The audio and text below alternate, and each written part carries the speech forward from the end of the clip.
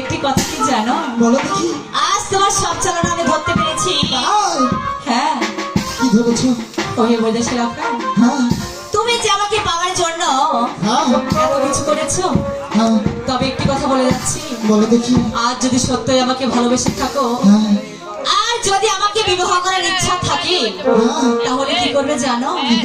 সুন্দর করে আমার বাবার নিকটে আজকালের মধ্যে ঘটক পাঠিয়ে দিও।